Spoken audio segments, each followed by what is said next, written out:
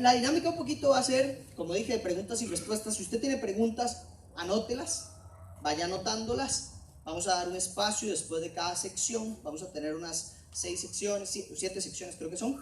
Y vamos a ir respondiendo algunas preguntas en esas secciones que probablemente ustedes tienen, pero si surgen otras que no respondemos, siéntanse en la libertad de responderlas. Para los que vienen por primera vez, esto es Familia BCP, tratemos de hacer cosas diferentes, cosas distintas, salirnos del molde y conocer al Señor de múltiples formas.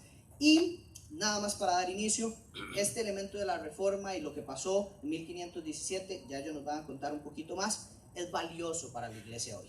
Y como iglesia cristiana queremos honrar la herencia de nuestros hermanos y hermanas que hicieron cosas para que hoy podamos disfrutar la iglesia como lo estamos disfrutando.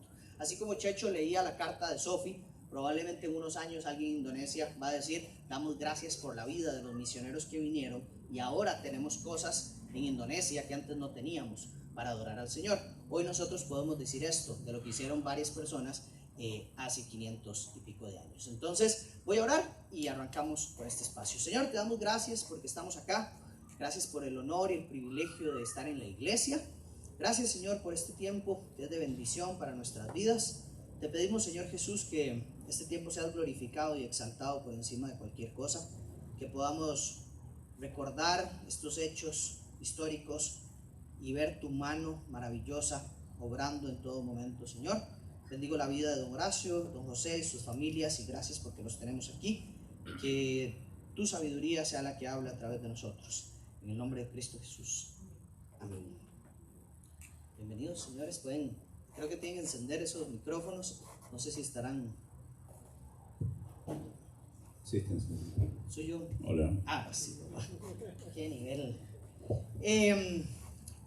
Bienvenidos, don Horacio, don José. Gracias por la disposición, la disponibilidad. Gracias por prepararse también y gracias por sacar este espacio. A lo que vinimos, dijo narrador de Teletica, Daniel Quiroz.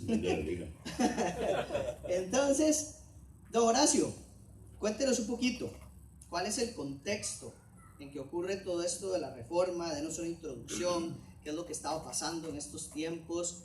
Cuéntenos de todos los hechos históricos para poder comprender qué es esto de la reforma. Bueno, no voy a poder contar todos los hechos históricos porque no nos vamos a ir, y yo me imagino que si a las 3 de la mañana no hemos terminado, se nos va a ir la gente. Quiero hacer un resumen y primeramente quiero aclarar que este tema de la reforma normalmente se ve como un tema religioso, y sí, hay mucha religión, pero como ha ocurrido siempre en la historia, hay mucho de política, mucho de economía también. Entonces no se sorprendan si las decisiones que se tomaron en algún momento no fueron decisiones religiosas, sino decisiones políticas. Pero, digamos, centrándonos o reduciendo un poco eso a la parte religiosa o a la parte de la iglesia, primero piensen que tenemos una iglesia como una institución, no como ahora que tenemos un montón de iglesias, sino una iglesia como una institución. Esa iglesia estaba muy lejos de la iglesia que la Biblia pide. La iglesia estaba muy diferente de la iglesia que la Biblia ordena. La iglesia tenía un alto clero, ¿verdad? Los mandamás, que no eran pastores que cuidaban a su grey, sino que eran guerreros, los señores feudales. Estaban preocupados por su propiedad y su plata. Y también tenía un bajo clero, que era como los sacerdotes y la parte de abajo, que estaban igual de mal, no cuidaban a su gente porque tenían que ver cómo sobrevivían ellos, y además eran bastante ignorantes. Había una distinción muy importante entre si usted era un clérigo o un laico, si usted era un señor o un vasallo. Esas eran cosas importantes. Había ignorancia de la Biblia. No había Biblia para ir a comprar una Biblia y la versión no sé qué y bajarla en el teléfono, nada de eso, ¿verdad? No había ni siquiera Biblia en español para los que hablaban español o en inglés para los que hablaban inglés. A pesar de que había un celibato, ese celibato no se respetaba. Los sacerdotes y el alto clero y el bajo clero tenían hijos bastardos por todo lado, porque además como no se casaban, pues tenían hijos con varias mujeres. Pero el problema de eso, no, que tengan hijos con varias mujeres es un problema, pero el problema que traía eso es que los hijos de los de arriba conseguían los mejores puestos en la iglesia, porque era el hijo de fulanito, el hijo de sutanito, si les suena conocido, ¿verdad? Es pura coincidencia. Se mezclaban con la nobleza y entonces estaba el asunto así. La simonía siempre fue un problema. La simonía es cuando usted paga por un puesto. Entonces yo le digo a Andrés, ya, yo quiero ser copastor, entonces tome aquí, tiene...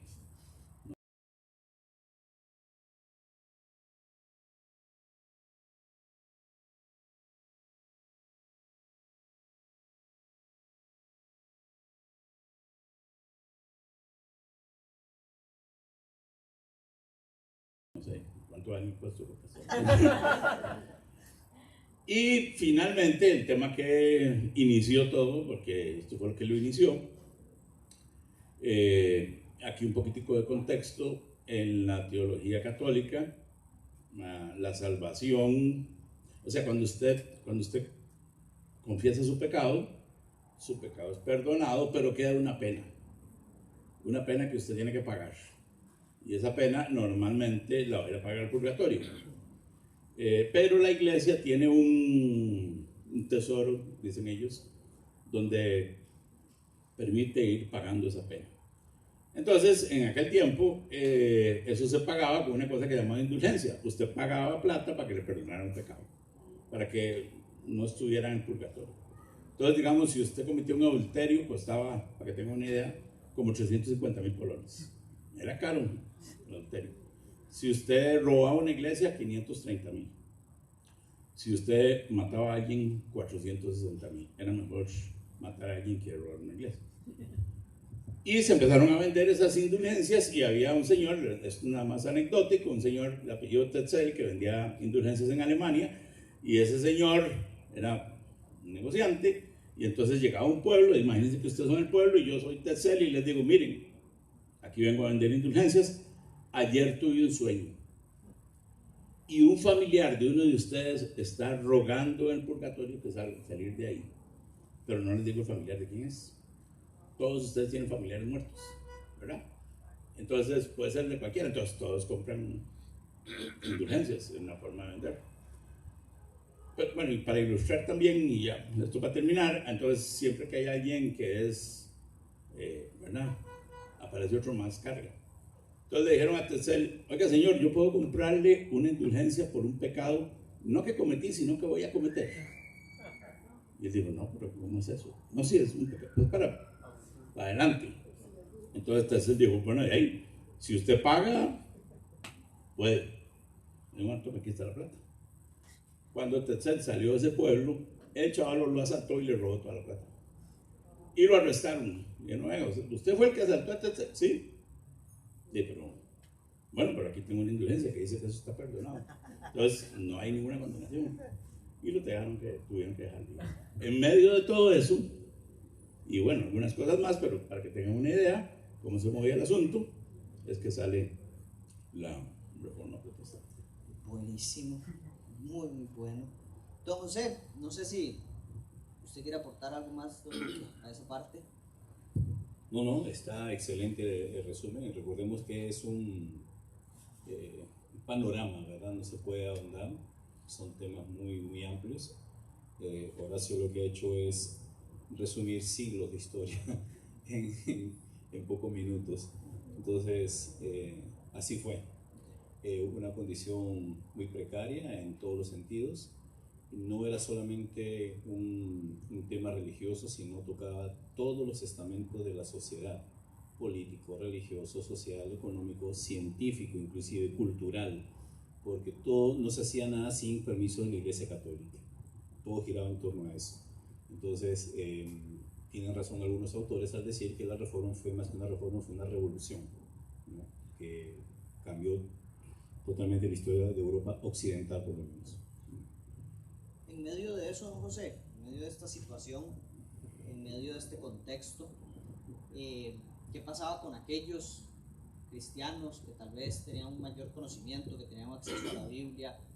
Hubo personas que se levantaron, hubo algunos que se levantaron en contra de este movimiento de la Iglesia Católica. ¿Qué fue lo que pasó y quiénes hicieron algo? Sí, vamos a ver, voy a hablar específicamente de lo que se llaman precursores de la Reforma.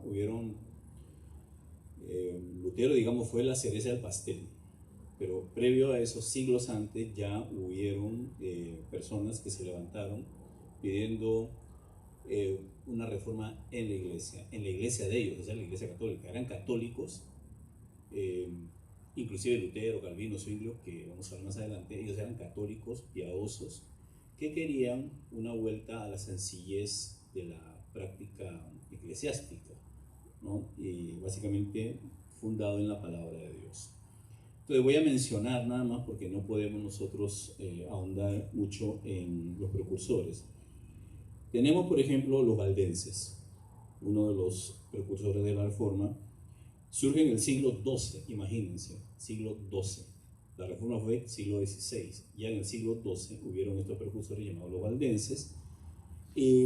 Surgen a partir de un movimiento que se llamaba los Pobres de Lyon, en Francia.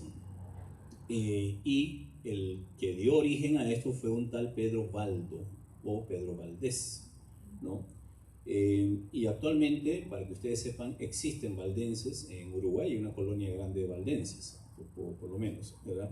Y en otros lugares. Ellos se proclamaban sucesores directos de los cristianos primitivos, imagínense. Algunas creencias son parecidas a las de Lutero, sobre la escritura, por ejemplo, sobre la fe, que solamente a través de Cristo podemos ser salvos. Hablaban en contra de ciertas prácticas de la iglesia, por ejemplo la misa, el purgatorio, para ellos no existía. Jesucristo es el único mediador entre Dios y los hombres, o sea, es igual. Entonces hay muchos más, pero aquí tengo una presentación que después se la voy a dejar a Andrés sobre los valdenses, pero es casi igual a lo que Lutero propuso en sus tesis. Es más, creo que iban más allá que Lutero. Pero bueno, de eso voy a hablar después Horacio con las tesis. Tenemos también a los lolardos. Los lolardos es un movimiento que, basado en las predicaciones de Juan Wycliffe, fue más que un movimiento religioso, fue un movimiento político también, a finales del siglo XIV e inicio del siglo XV en Inglaterra. Okay. Sus objetivos principales eran precisamente la reforma de la iglesia. Recordemos que en Europa Occidental, por lo menos, había una sola institución. No habían iglesias nacionales, como si antes del siglo VII sí existían. Después de eso, digamos, hubo un desarrollo en donde habían iglesias nacionales, y de esto, una prueba de esto son los famosos concilios toledanos. Los concilios toledanos en Toledo, España, eran, digamos, muy aparte en relación con las demás iglesias, pero eran independientes de Roma, a eso me refiero, ¿okay? Y en Europa Occidental, ya para el siglo XI, ya se había dividido el gran cisma de Oriente entre Iglesia Oriental y la Iglesia Occidental. Entonces, la reforma se va a dar o va a impactar más en la parte occidental. Entonces, tenemos a los lolardos. Su base se encuentra en las enseñanzas de John Wycliffe, y de ahí el nombre de esta corriente, ¿verdad? Y Wycliffe era un teólogo prominente de la Universidad de Oxford en 1350. Creencias casi igual que los valdenses. La devoción era un requerimiento para que un sacerdote fuera de verdad un sacerdote, la devoción al Señor. El laico devoto, por ejemplo, tenía la facultad de ejecutar los mismos ritos y funciones. O sea, estamos hablando igual de la tesis de Lutero, del sacerdocio universal de los creyentes. La iglesia, para ellos la iglesia no era la organización, sino eran los creyentes que creían en Jesucristo. Y ahí siguen. Abogaban por la pobreza apostólica, en contraste por el lujo, ya que acaba de mencionar Horacio, en la condición del alto clero o del clero, en donde en un tiempo, en el medioevo, llegó a los sacerdotes y los obispos especialmente llegaron a ser señores feudales. Entonces, así eran ellos, así eran ellos. Tenemos uno de los más famosos, Juan Hus. Juan Hus, en Bohemia, lo que es actualmente la República Checa, en 1369, 1414, donde muere quemado en Constanza. Nació en una familia campesina, sin embargo, logró estudiar teología y artes. En 1402 fue nombrado rector de la universidad, apoyado por el sentimiento particularista checo frente a la dominación germánica. Ya para estas épocas se estaba gestando el inicio o el origen de las naciones europeas. Muy bien. Creencias, igual casi que los demás. Definió la iglesia no por los sacramentos, sino por el estilo de vida de sus miembros.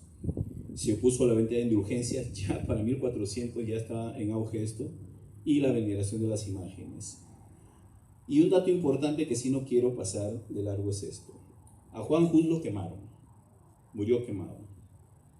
A pesar que tenía un salvoconducto, les valió ese salvoconducto que le había dado el Papa, y le valió para que fuera al concilio de Constanza a defender sus ideas. Ahí lo agarraron y lo quemaron. Pero lo que dijo antes fue esto. Las últimas palabras de Hus son importantes. Él declaró que moriría confiando en el evangelio que él había proclamado y enseñado.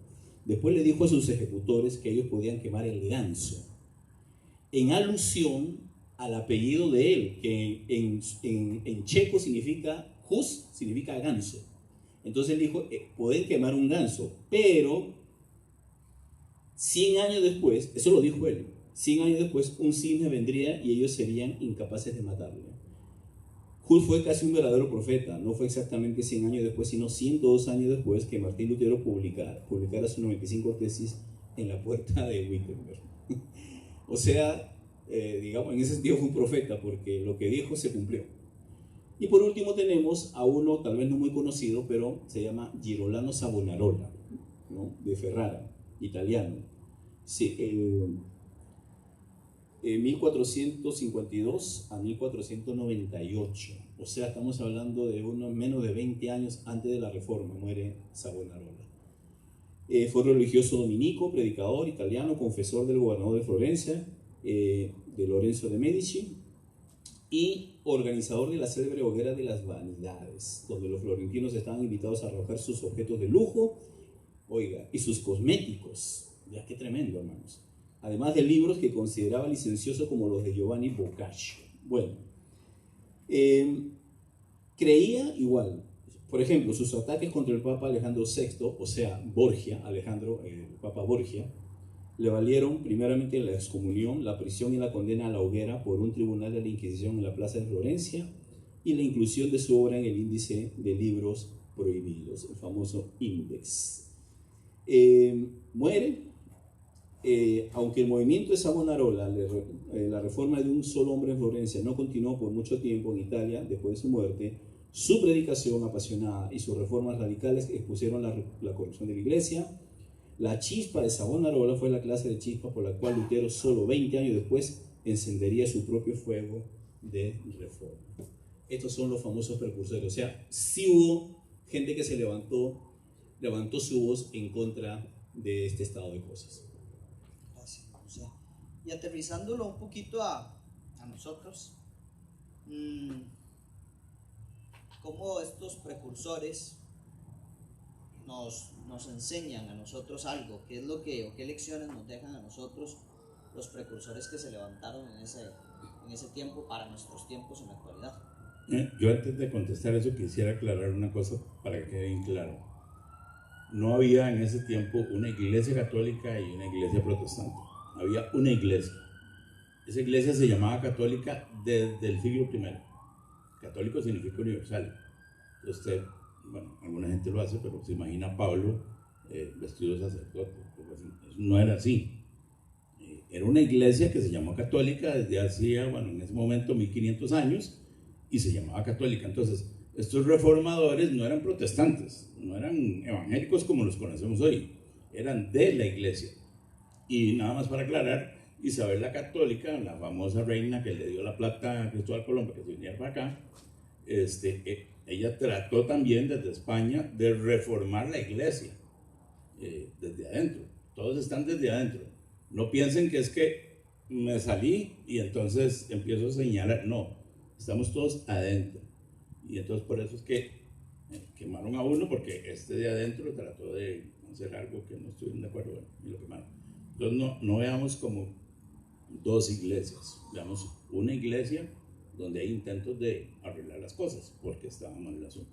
Entonces, dicho eso, o aclarado eso, yo quisiera decir que estos precursores a mí lo que me dicen es, tenemos que estar vigilantes de la doctrina y dispuestos a que si hay que cambiar el asunto.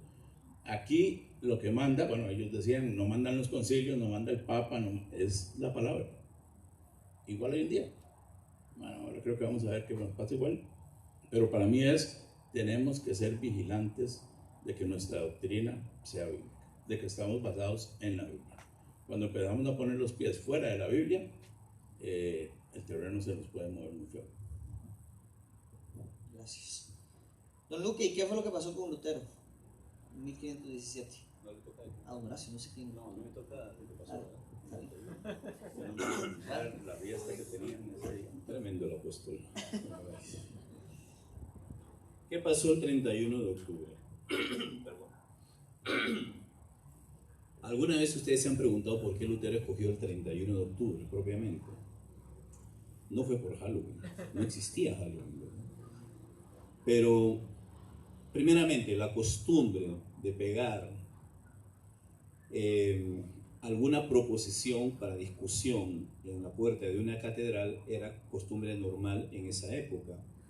Si Horacio, por ejemplo, quería discutir con alguien sobre lo que él creía basado en la Biblia, la palabra de Dios, él iba, pegaba lo que él creía ahí, una proposición o una tesis, y alguien que leía esa proposición llegaba y la leía y decía, no, este hombre está mal, voy a discutir con él. Entonces agarraba el guante y decía, no, está bien, yo voy a discutir contigo.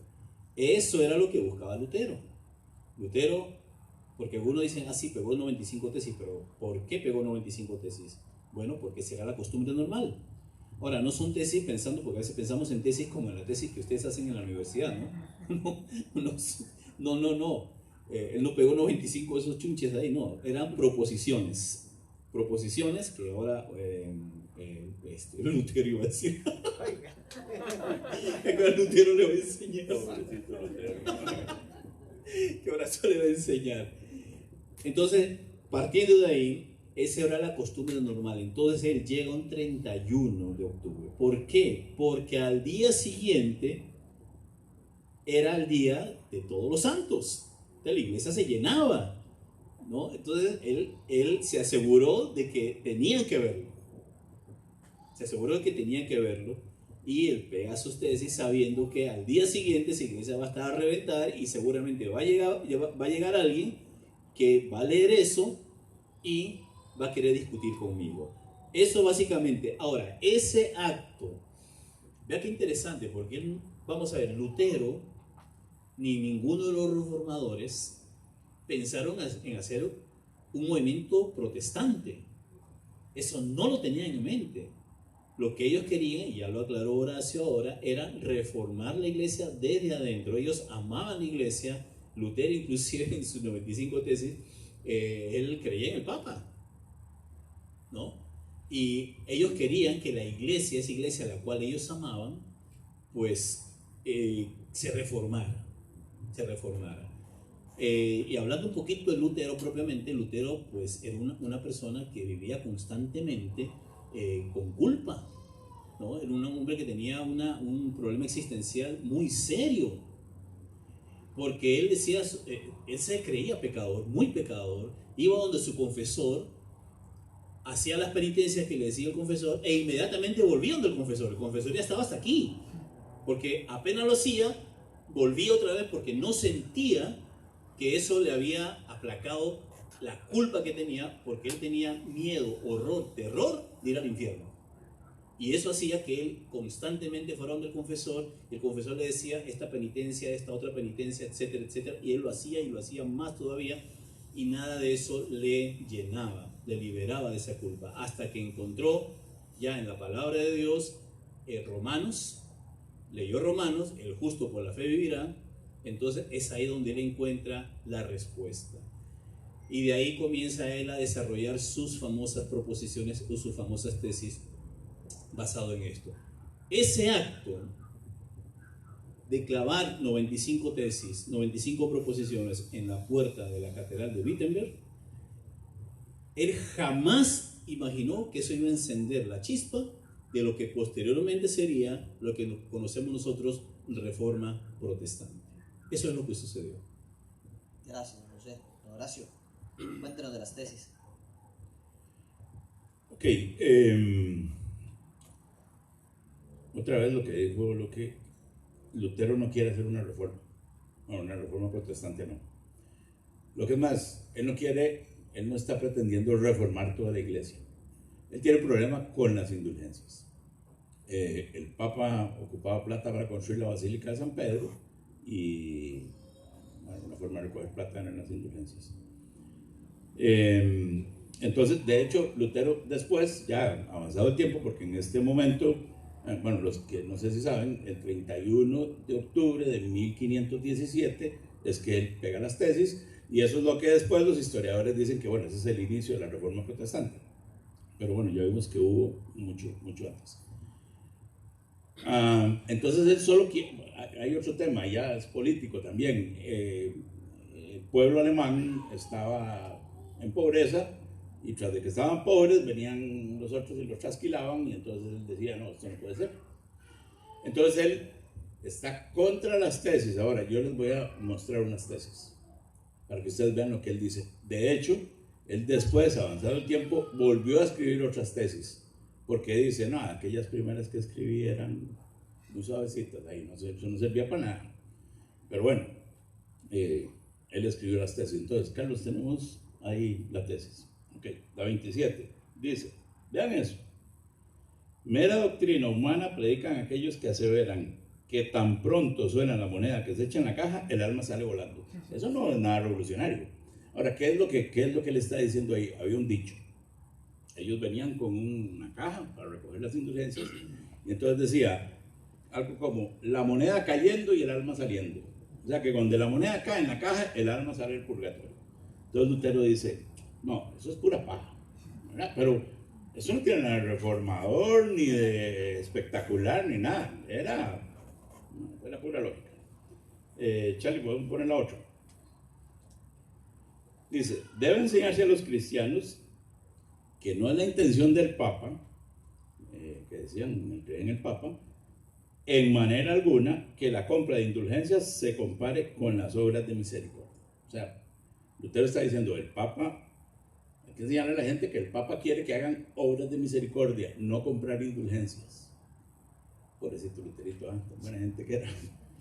Él estaba de acuerdo con el Papa, no está con problemas, bueno, sí está con un poco de problemas con el Papa, pero él dice, el Papa es buena gente, él piensa que el Papa opina que es mejor, claro, esto es para que lo discutamos, ¿verdad?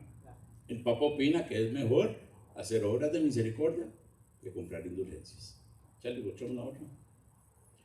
Debe enseñarse a los cristianos que si el Papa conociera las exacciones, o sea, los abusos de los predicadores de indulgencias, preferiría que la Basílica de San Pedro se redujese a cenizas antes que construir con la piel, la carne y los huesos de sus ovejas. Otra vez, pobrecito Lutero, era medio escéptico. Por supuesto que el Papa sabía, pero bueno, él dice que si el Papa estuviera enterado de todos esos abusos y esas barbaridades, el Papa había mandado a Tetzel, pero bueno, si hubiera enterado de eso, preferiría no construir, bueno, destruir la Basílica de San Pedro. Bueno, que es, hay que decir que para construir eso se ocupaba plata. Entonces vean que él no dicen quitamos al Papa, ahora vivamos por fe, es que la Biblia dice, no, eran unas cositas muy sencillas. Ya le enseñamos la otra. Vean esta. Es un disparate pensar que las indulgencias del Papa sean tan eficaces como para que puedan absolver, para hablar de algo imposible, a un hombre que haya violado a la Madre de Dios. Porque decían que con una indulgencia, eso no pasó, pero que si alguien hubiera violado a María, con una indulgencia se le quitaba la pena. Entonces Lutero dice, eso es una tontería. Bueno, obviamente nadie violó a María, pero ni aunque hubiera pasado, es una tontería que con una indulgencia se quita la pena. Entonces, otra vez, bueno, no sé qué idea tendrán ustedes, pero la idea que uno a veces tiene es que esa revolución, esas 95 tesis son una barbaridad. Y yo ahí quiero decir que en medio de ese poquito, yo veo la mano del Señor cómo cogió eso y empezó a hacer un revolum, dicen los puertorriqueños, y bueno, y pasó lo que pasó. Pero entonces vemos a Lutero que no está ni diciendo cierren las iglesias, ni maten al Papa, ni quiten a los obispos, ni nada de eso. Él tiene un problema con las indulgencias y digamos que normalmente hubiera sido una discusión, hasta puede ser académica, y listo. Pero yo creo que el Señor movió las cosas para llegar a donde estamos. Si usted quiere leer las tesis, puede leerlas, de en internet, ahí están. Y si no, me dice, yo se las mando. Y puede echarles una ojeada y puede ser que se decepcione un poquito de Lutero, pero déle la gloria a Dios. Don José, ¿usted quiere agregar algo? No, simplemente confirmar lo que dije anteriormente, que pues Lutero nunca tuvo en mente un movimiento, que se creara un movimiento llamado Reforma Protestante. Eso se dio justamente por la intransigencia del lado católico de no aceptar ninguna disidencia, por mínima que sea. Y aquí vemos la mano de Dios, como decía Horacio, la mano de Dios, que ese poquito, ese detallito, hizo que se produjera después lo que llamamos reforma. Aunque algunos historiadores, pero no, yo me quedo con esto, 1517, 31 de octubre, pero otros mencionan 10 de diciembre de 1520, donde se da la quema de la bula papal por parte de Lutero. Ahí es donde ya realmente Lutero rompe con Roma, porque al ver los escritos de Lutero, las tesis, y la intransigencia del lado católico de no aceptar ninguna crítica, ninguna disidencia, entonces como que lo excomulgan, ¿no? Entonces el Papa emite una bula, se la dan a Lutero, ¿y qué hace Lutero el 10 de diciembre de 1520? La quema. Ahí sí, ahora sí, no, ya no aguanto nada, no, ahora sí ya no es como aquí que creía que el Papa no sabía ciertas cosas, no, él sabía. O sea, justificaba al Papa, pues, en algunas cosas. Aquí ya no. En 1520 ya no. Él dice, aquí quema la bula y quema otros documentos, como creo que el derecho canónico también lo quema, y otros documentos más de la Iglesia, y ahí es donde ya rompe con Roma, y la ruptura después, ya más adelante, se va a dar porque hay un intento de querer conciliar dos posiciones. Carlos V quiere conciliar a sus súbditos, ¿no? Protestantes y católicos, pero eso va a ser un intento fallido, ¿no? Y después se va a dar el Concilio de Trento y otras cosas más que son desarrollo posterior a todo esto. Perdón, Andrés, nada más, eso es importante decir que, porque Lutero es visto como un divisionista. Lutero, lo que pasó es que, como dijo un compañero mío de trabajo, yo soy rencoroso, si me echan me voy.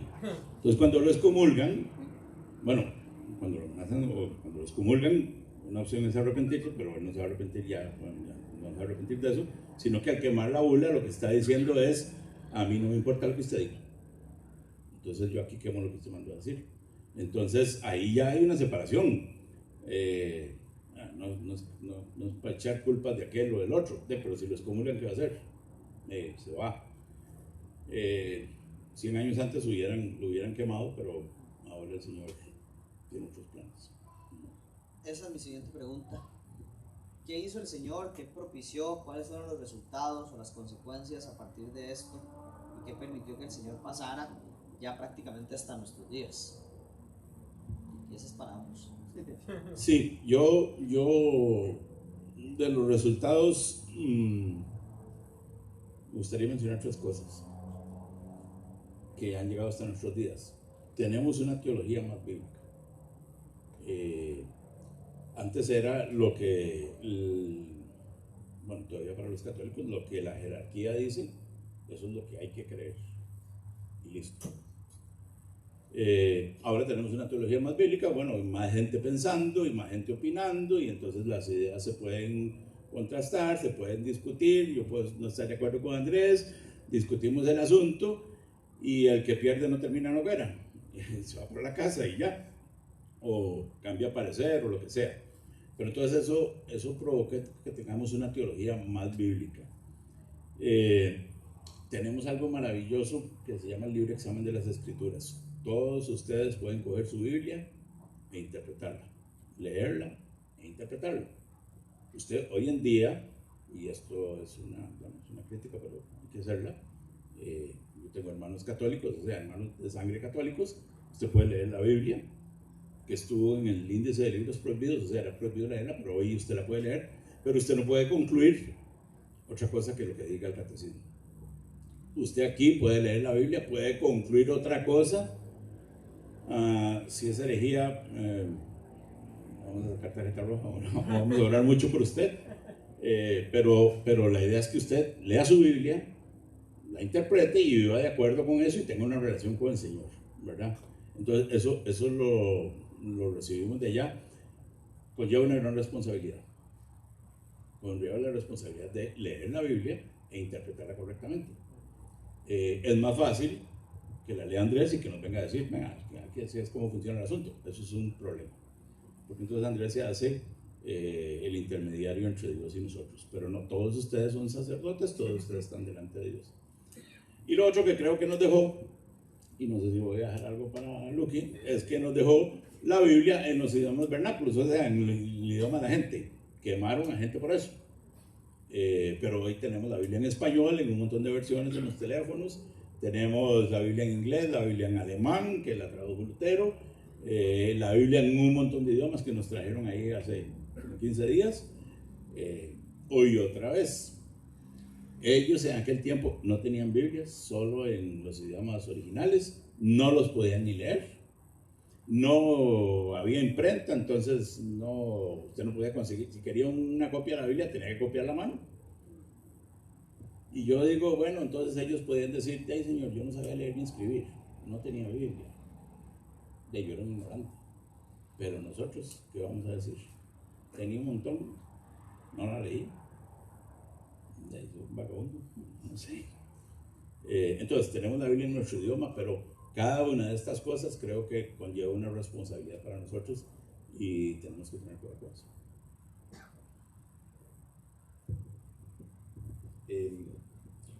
Una profesora de historia aquí en estas aulas nos dijo una vez que esto es como cíclico, que cada cierto tiempo la iglesia ocupa una cierta reforma,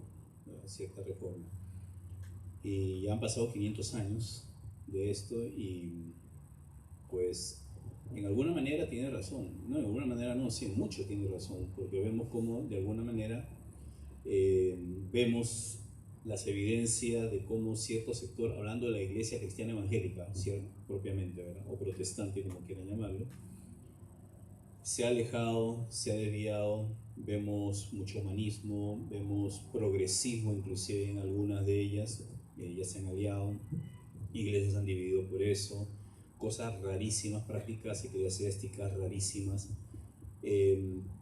impulsadas por ciertos iluminados, y lo digo literalmente, de algunas personas que dicen que ellos son los que reciben la revelación de Dios para la iglesia del siglo XX y XXI, para el avance de la iglesia, y solo a través de ellos pueden recibir la iglesia la dirección para llevar a la iglesia a donde el Señor quiere que la lleve, ¿verdad? Y obviamente, si usted quiere recibir esa revelación, obviamente pues hay congresos donde se imparten ciertas cosas, ciertas revelaciones, ciertos conocimientos ocultos, ¿no? Para que usted tenga eso, y obviamente tiene que pagar, ¿no? Entonces estamos, creo yo, una de las cosas que tenemos que jalar para nuestro saco, atendiendo a las enseñanzas de este movimiento, es volver a la palabra sencilla, volver al texto. Ciertamente tenemos un pastor, tenemos maestros, pero el acceso es libre, el acceso es fácil. Como nunca antes la iglesia cristiana evangélica tiene acceso a la palabra de Dios, al texto. Y lamentablemente pues no se está aprovechando. La iglesia, uno que enseña en diferentes lugares, se da cuenta cómo le cuesta al pueblo leer la Biblia. Es increíble cómo le cuesta a la gente.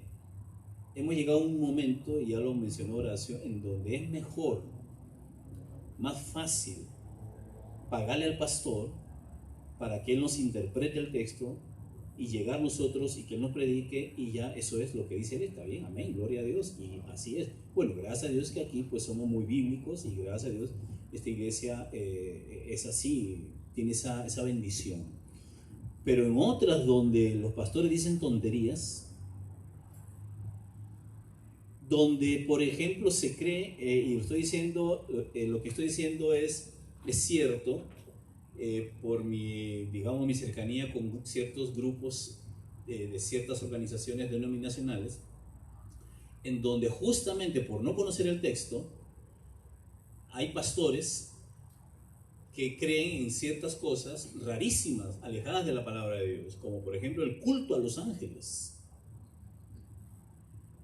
Oran, alabanza y todo lo demás, y esperan la bajada de un ángel, para que el ángel, por medio de una persona, ¿no?, poseída a una persona, que posea a una persona, esa persona hable mensaje de Dios, cuando ya tenemos la palabra de Dios hablándonos. Ahí está, ¿no? Y la gente lo cree. Tenemos ya todos los males que hemos visto, ¿no? Por ejemplo, la prosperidad, la superfe, la supergracia, el progresismo ahora, el humanismo, el pluralismo religioso, que es peligrosísimo, eso que se ha infiltrado en la iglesia, a tal punto que hoy hay gente, pastores, que abiertamente oran y, ojo, y dicen Padre nuestro y Madre nuestra. Digo, pero ¿qué le pasó a este varón? O varona también, ¿no? Sí, para ser equitativo, ¿no? Más varones, creo yo. Padre nuestro, Madre nuestra. Digo, pero ¿qué les pasa a esta gente? Y es lamentable, porque son personas que tienen cierto estatus, cierto pedigrí ministerial, digámoslo así, que se han pasado a ese lado oscuro de la fuerza, ¿verdad? Digo yo. Queremos dedicar este espacio a responder algunas preguntas. Entonces, si usted tiene pregunta, puede levantar la mano y acercarse aquí con Checho. Haga su pregunta como guste. No hay preguntas incorrectas, ninguna. Pero que no sean difíciles. Sí, que sea fácil, ¿verdad? No, cualquier pregunta que tengan, por favor, este espacio es para ustedes. Creo que se escucha, ¿no? Sí, la voz, Lutero en esas tesis, en algunas... Ya atrás no se escucha, don Alberto. Okay. No llega tan largo, don Alberto. Bueno.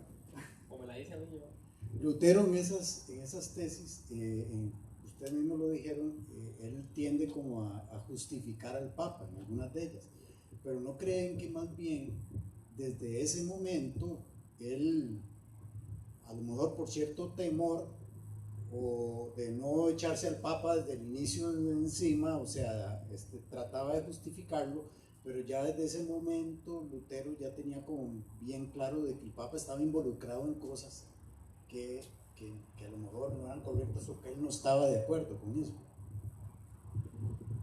Yo creo que, bueno, no sé qué pensaba, lo meter en la cabeza de él, pero por supuesto que es sospechoso. Lutero hizo un viaje a Roma y vio el desastre que había ahí, y entonces él, eso, digamos que lo animó más a reformar el asunto. Pero hay que considerar una cosa. Piensen esto. ¿Usted pertenece a la iglesia porque es cristiano o es cristiano porque pertenece a la iglesia? Otra vez, ¿usted pertenece a la iglesia porque es cristiano o es cristiano porque pertenece a la iglesia? Si usted piensa lo segundo, que usted es cristiano porque pertenece a la iglesia, en la realidad lo primero, usted pertenece a la iglesia porque es cristiano. Pero si usted piensa lo segundo, que es lo que ellos creían, yo soy cristiano porque pertenezco a la iglesia, hay un pequeño problema. Si a usted lo sacan de la iglesia, solo queda el infierno. Entonces hay que caminar ahí con pies de plomo, porque si a mí me excomulgan, lo que me está haciendo es sacando de la iglesia. Si me sacan de la iglesia, ya no soy cristiano y entonces me echaron. Entonces, otra vez, hay temas políticos, hay temas religiosos, hay temas de eso. Yo no sé si él sospechaba o no sospechaba. Con el ejemplo de Alejandrito, del Borgia, eso estaba todo mal. Ahí es el colmo de lo más bajo que pudo. No sé si hay otro que es más bajo, pero para mí es de lo más bajo en que cayó el papado. Pero sin embargo hay que defender la institución. Otra vez, solo hay una iglesia y no puedo salirme de ahí. Entonces, yo no pienso que Lutero decía, bueno, que me echen. Si me echen me voy, o algo así. Yo pienso que él puede creer que el Papa está equivocado, y después más. Pero su intención no es un golpe de Estado. Su intención es ir arreglando las cosas, que ya hubo muchos, y estaba habiendo en ese momento muchos intentos de una reforma, pero como de a poquitos, ¿verdad? Entonces, es difícil, bueno, para mí es difícil decir qué pensaba él, pero creo que él está teniendo buenas intenciones. Después ya no, bueno, sí sigue teniendo buenas intenciones, pero ya es diferente. Pero él está teniendo buenas intenciones en que, como que yo llamo a Andrés y diga, Andrés, no sé, acomodemos las sillas de otra forma, o hagamos cómo mejorar la iglesia. Pues está bien, tiene buena intención. Lo que pasa es que el asunto lo puso candente. Y hay que considerar también el concepto o la idea, no, la creencia de la gente de la época, en donde, y esto es porque viene de un padre de la iglesia, no preciso cuál es, de los primeros siglos, que decía, fuera de la iglesia no hay salvación. Y eso se creyó hasta la época de Lutero, fuera de la iglesia no hay salvación. Entonces imagínense lo que Lutero pensaba, ¿no? Con respecto a eso. Aparte también creo yo, es una suposición, no lo he leído, pero supongo que los precursores tuvieron mucho que ver también, ¿no? Él no era ignorante de los precursores. Y también en la misma época tuvo que haber influenciado de alguna manera a Erasmo de Róterdam, que aunque él no se pasó al lado protestante, pero él fue muy crítico de la iglesia, y eso también contribuyó en algo a esto de la reforma protestante. Erasmo fue muy crítico, fue un humanista, muy crítico de la iglesia, era muy sarcástico, muy satírico era el hombre contra la iglesia, y la criticaba muy duro. Sí. También de paso, si alguno tiene una pregunta y le da pena venir a hablar, levanta la mano y yo voy y me la dice a mí, por cualquier cosa, si a alguno le da pena. Checho, creo que no le da pena.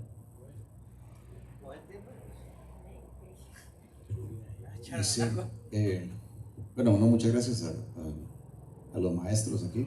Tengo dos preguntas, no sé si me alcanza el dinero solo para una. Tengo que pagar Tiene que pagar dos indulgencias. Sí. No, alguien anda, me ayuda ahí. Tengo dos preguntas. Bueno, la primera es sobre si pueden referirse a las 5 solas. No sé si eso viene justo después de Lutero, pues a raíz de Lutero, o si viene una reforma después. Las 5 solas, ya saben ustedes de qué se trata. Y la segunda, que ahora proliferan las iglesias con decir reformado en el nombre. ¿Tiene algo que ver con esta reforma? ¿Tiene algo que ver con lo anterior? ¿O simplemente ese nombre se refiere a otro término, a otra cosa completamente distinta? Eso, gracias. Sí. Para la primera pregunta, las 5 solas que después se van a hablar, ¿no? solo Cristo, solo gloria a Dios, solo por la fe, solo escritura y solo gracia. Eso fue un desarrollo posterior. O sea, eso no lo dijo Lutero, ni lo dijo Calvino, ni lo dijo Zwinglio, ni lo dijo Melanchthon, ni ninguno de los reformadores. Eso fue un desarrollo posterior que ya el mismo movimiento reformado, ¿no? Dijeron, bueno, ¿por qué solo escritura? ¿Por qué? En respuesta justamente a la creencia de la Iglesia Católica de que no era solo escritura, sino que mandaba más lo que decía el magisterio, ¿no? En última instancia, que aunque la Biblia dijera una cosa, pero no, si ellos creían esto es lo que mandaba. Y de hecho, un ejemplo así rápido, nada más moderno, Hans Kuhn, aquí lo conoce, amigo del hombre. Hans Kuhn, teólogo alemán, amigo, porque fueron amigos de Benedicto XVI, de Joseph Ratzinger, crecieron juntos en el catolicismo. Ratzinger se fue por el lado sacerdotal y Hans Kuhn se fue por el lado de la academia de la teología. Hans Kuhn, un teólogo que en muchos de sus escritos, de sus conclusiones, es igual a nosotros, igualito. Pero ¿qué pasa? Cuando llegan sus escritos o sus proposiciones al magisterio, dice, está bien, buena exégesis, buena hermenéutica, pero el dogma es este. Eso siempre ha sido así. Por más que la Biblia lo diga, el dogma es este. Choca. Y como dato adicional, Hans Kuhn, que era amigo de Benedicto XVI, cuando Benedicto XVI ocupa el papado, Hans Kuhn le dice a Benedicto XVI, arrepiéntete. Lo mandó a arrepentirse por muchas cosas que estaba haciendo Benedicto XVI, ¿no? En cuenta, encubriendo mucho de estos pedrastas que hay en la iglesia, cardenales, obispos y todas esas cuestiones. Y Hans Kuhn le dijo eso. ¿Y qué hizo en respuesta a Benedicto? Y lo congeló. Lo mandó a la congeladora. Este ya no me enseña más. Ya no me enseña más. Ya quítenle lo académico. Pero sí, las 5 solas fueron un desarrollo posterior. Y después seguramente Andrés va a hablar de esto en el sentido de que vamos a tratar las 5 solas en el mes de octubre. Ahora la segunda pregunta aquí.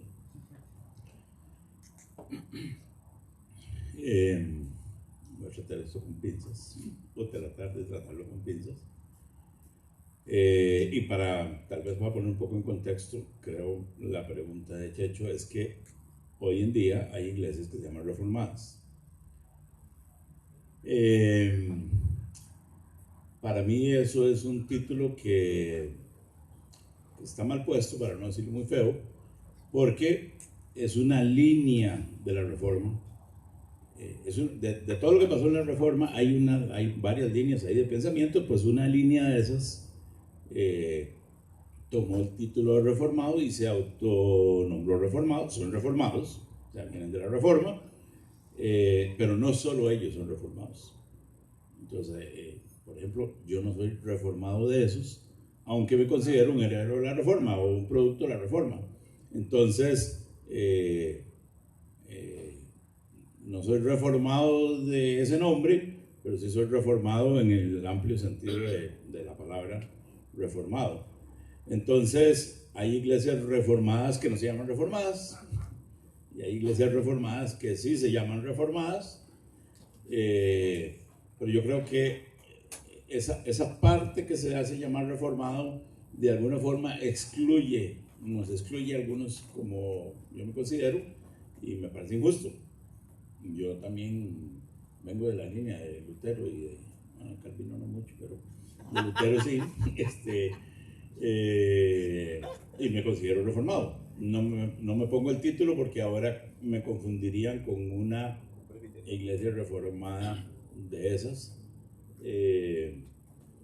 Entonces, esa es la respuesta. O sea, hay un nombre, hay unas iglesias que se llaman reformadas, que creo que son herederas de la reforma, pero hay más iglesias que no se llaman reformadas, que también somos herederos de la reforma, y el término podría ser más amplio, que cubre todos.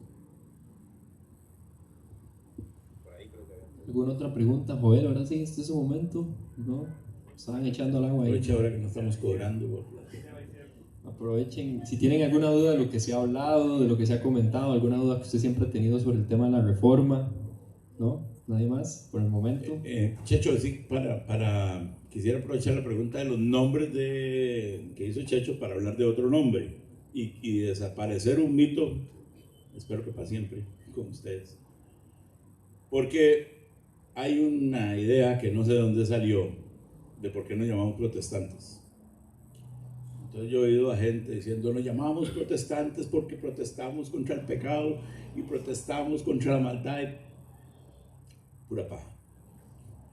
Resulta que Carlos V, que era el emperador, que era, por cierto, nieto de Isabel la Católica, era emperador de España y Alemania. Bueno, él tenía un imperio grande ahí en Europa y él está tratando de controlar todo, y en la parte alemana hay unos de sus súbditos que son católicos y otros súbditos que apoyan a Lutero. Entonces él, por un tema político, en un momento no pudo imponer su voluntad sobre todos, porque si me impongo sobre los que no son católicos, no me van a apoyar y no me sirve perder ese apoyo. Entonces, digamos que él dejó que hubiera como unos pequeños estados, no iba a decir protestantes, como unos pequeños estados reformados, digamos, y otros pequeños estados católicos. Cuando avanzó el tiempo y la situación política cambió y Carlos V ya pudo imponer su criterio, él era católico, era el nieto de Isabel la Católica, él dijo, ahora vamos a prohibir que haya estados que no sean católicos. Pero los estados ya tienen fuerza. Y esos no eran reyes, pero esos señores, príncipes, ellos protestaron. Y dijeron, no, pero ¿cómo es posible eso? No puede ser así. Y hicieron una protesta. Y entonces les dijeron que eran protestantes. Esa es la historia. No fue que protestaron con el pecado, ni protestaron con esto, ni protestaron con lo otro. Era porque protestaron porque les estaban quitando su autoridad de gobernar, digamos, de acuerdo a su religión. Entonces, no tiene nada que ver con lo otro, por si lo oyen, porque lo he oído muchas veces. Esa es la historia. Unos se protestaron de que les iban a imponer las cosas, y eso es todo. Lamento informarles que no es muy espiritual, pero esa es la historia. Perfecto. Nada más para cerrar, ya con esto, quería pedirle a cada uno un punto de reflexión de por qué es valioso para el cristiano celebrar esto y qué significado tiene en nuestra vida como cristianos. Es valioso porque es nuestra historia, en primer lugar. Lamentablemente, de un tiempo para acá, la gente, y hablo de iglesias, denominaciones inclusive, que no saben lo que es la Reforma Protestante. La iglesia, el grueso de la iglesia, no saben lo que es la Reforma Protestante. ¿Qué es eso? Me preguntan. Es nuestra historia. No estuviéramos aquí si no hubiera sido por ese evento. Usted dirá, pero muy largo. No, es que de ahí surgió el movimiento de la Reforma, que se dividió en varias ramas, llegó a diferentes países de Europa pasó a Estados Unidos pasó a Latinoamérica, que es una de las formas de cómo llegó el Evangelio a Latinoamérica. Por lo tanto, somos herederos de ellos. Entonces, y el arraigo para mí es muy importante, saber de dónde venimos, porque eso nos enseña a nosotros a valorar lo que esos hombres hicieron. Entregaron su vida, muchos de ellos entregaron sus vidas. Antes de Lutero, inclusive los precursores de la Reforma como Juan Hus, William Tyndale, por traducir la Biblia, lo quemaron, a Juan Hus también.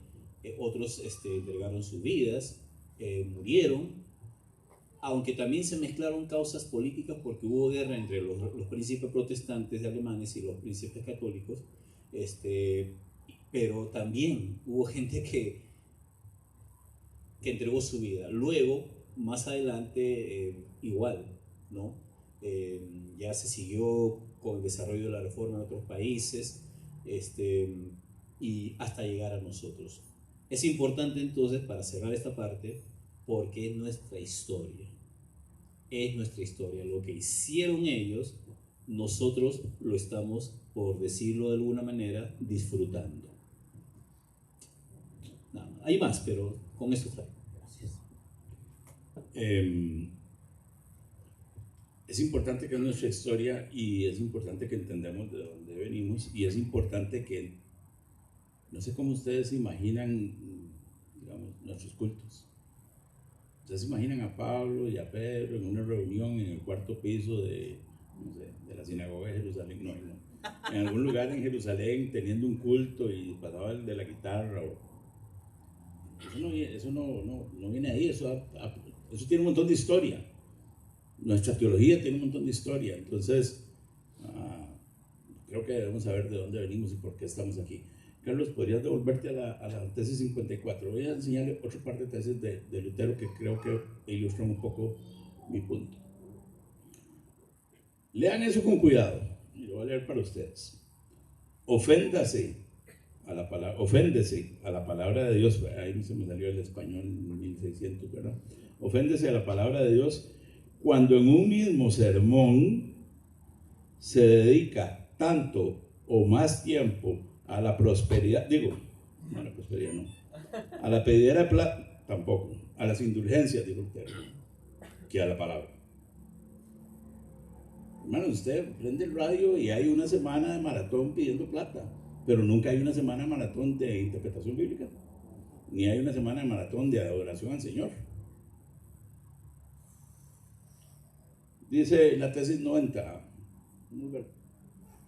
vean esto: reprimir estos sagaces argumentos de los laicos solo por la fuerza, sin desvirtuarlos con razones, significa exponer a la Iglesia y al Papa a la burla de sus enemigos y contribuir a las desdichas de los cristianos. ¿Qué es lo que está diciendo? Mire, que si alguien pregunta por algo y su respuesta es no, usted cállese, o mandarlo a la hoguera, lo que eso genera es la burla del Papa y la desdicha de los cristianos. Hermanos, hoy usted dice que tal cosa está mal y entonces empiezan con que primero no juzgar, ¿verdad? En lugar de Lutero no hubiera juzgado. Primero no juzgar y después viene una retahila que, como dijo un pastor amigo mío, yo quisiera que mis discípulos me defiendan como esa gente defiende a los de la prosperidad y a los apóstoles de mentiras y toda esa cosa. Todo eso lo tenemos ahí, hermanos, es nuestra historia, pero es nuestra historia vivida. Carlos, ¿puedes poner la otra que tenías, la última? Piensen en nuestros días. La iglesia lejos del ideal bíblico. No estamos hablando de SP, estamos hablando de la iglesia en general. El alto clero viven como señores ricos que no atienden a sus ovejas. ¿Han visto? Alto clero, no estoy hablando de católicos. El bajo clero muchas veces comparte la ignorancia bíblica con el pueblo. Ya aquí vimos unos ejemplos. Los ministerios, hermanos, los ministerios grandes se heredan de padres a hijos como si fueran empresas, como que usted es el hijo del cardenal no sé qué. Bueno, ahora no es el hijo del cardenal, es el hijo del pastor no sé qué. Entonces le heredan el ministerio. Ignorancia generalizada de las escrituras. Estamos plagados de tradiciones no bíblicas y esas tradiciones son como vacas sagradas, usted no las puede tocar. Y por si no lo han oído, por la plata hoy en día ya no compramos indulgencias, pero conseguimos, eche plata y le vamos a dar casa, carro, piscina, sanidad. Su hijo que está en drogas, el Señor lo va a salvar, nada más que usted con fe. Solo falta que digan que, no sé, la transferencia llegando y el milagro cayendo. Entonces, la pregunta y un poco lo que decía Luque, ¿estamos ocupando una nueva reforma? Ahora, no piensen en la reforma de la iglesia, porque no tenemos una iglesia institucional ahora que podamos hacer eso, creo. Pero piensen en si yo estoy ocupando mi propia reformita. Y si nos empezamos a reformar cada uno de nosotros, tal vez revolucionamos el asunto. Piensen en que hemos recibido un tesoro, eso es muy importante para mí. Hemos recibido un tesoro que tenemos que transmitir a los que vienen. Yo a mis hijos, y si vendrán nietos, pero si no, la siguiente generación y la siguiente generación. No sé si somos conscientes de de lo que tenemos en nuestras manos y de nuestra responsabilidad. Oramos. Señor, te damos gracias. Gracias por la vida de don Horacio y don José. Gracias por este tiempo y gracias por tu iglesia, Señor. Gracias por lo que pasó hace 500 y pico de años, Señor. Gracias porque tu iglesia está en tus manos y no en las nuestras. Gracias porque tienes cuidado de tus ovejas. Gracias porque tienes cuidado de tu verdad y de tu palabra. Gracias, Señor, porque somos herederos de cristianos valientes que se sacrificaron, que fueron obedientes, que dispusieron sus vidas para que la palabra fuera enseñada, para que el evangelio llegara hasta nuestros celulares, para que la palabra llegara hasta nuestros celulares, para que hoy podamos estar sentados acá con toda esta comunidad, Señor. Gracias por cada uno de nuestros hermanos que dio su vida por la misión, por predicar el evangelio, por enseñar a Cristo, por llevar el amor de Cristo a todas las personas, Señor. Gracias porque somos privilegiados de que hoy disfrutamos del trabajo de 2000 años de muchos hermanos cristianos, y eso es gracias a tu Espíritu Santo que los estuvo guiando en todo momento, Señor. Señor, te pedimos que cuides de nuestro corazón, de nuestra mente, de nuestros pensamientos, Señor, y que nos ayudes, como dice don Horacio, Señor, a hacer una reforma en nuestros corazones, para dejar de pensar que lo que dice el pastor es suficiente, lo que veo en la prédica es suficiente, lo que veo en el grupo pequeño es suficiente, lo que escucho en una canción es suficiente. Señor, que entendamos que necesitamos diariamente estar en tu palabra, conocerte a vos directamente desde tu palabra y ser transformados directamente por tu palabra, Señor. Que tengamos un anhelo de conocerte, un anhelo por buscarte, un anhelo por recibir más de tu palabra. Que, Señor, vivamos conforme a ella, Señor. Que podamos ser hacedores de la palabra y que nunca pongamos nuestros propios dogmas, nuestras propias teorías, nuestras propias ideas, nuestras propias ideologías por encima de lo que vemos en la palabra, Señor. Guíanos, Señor. Ten misericordia de nosotros. En el nombre de Jesús te pedimos todo esto.